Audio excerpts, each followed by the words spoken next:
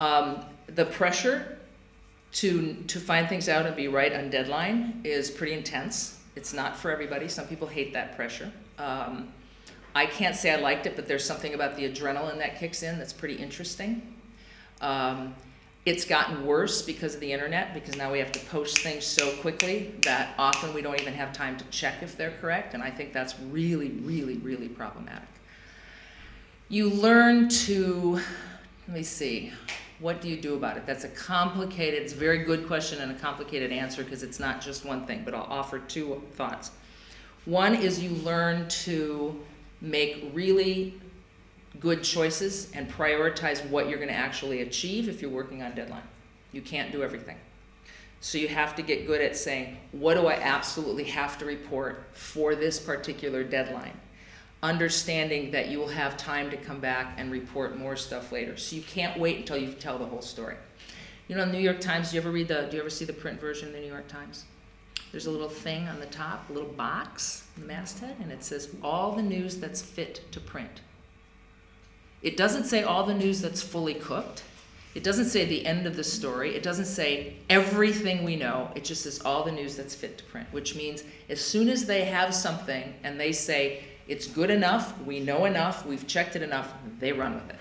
I think that's the news business. That's the daily news biz. Magazines, you have a little more time. Books, you have a lot more time. So you have to sort of figure out where you fit in that spectrum.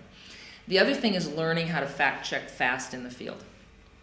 Everything from showing your notebook to a source and saying, do I have your name spelled correctly? To learning how to go through your notes or through your story and highlight the things that might be problematic and double check them really quickly. To learning where else to go to look for verification or corroboration of your facts. So if I have a student, because our students work as professional journalists at Missouri, if one of them brings me a story and it has somebody's name in it, I'll say, how do you know that that's their name? And they say, well, they told me. I'm like, how do you know it's spelled that way? Well, they spelled it to me that way. Then I'll say, what else did you do? Did you read it back to them? Did you have them write it down? Did you look their name up in the government directory and see if it's spelled that way on their driver's license? Did you find any other evidence that that's how they spell their name? And they say, I have to do all this for a name? And I say, you have to get in the habit of knowing how to do that. My name is spelled wrong all the time. All the time. Both my first and last name.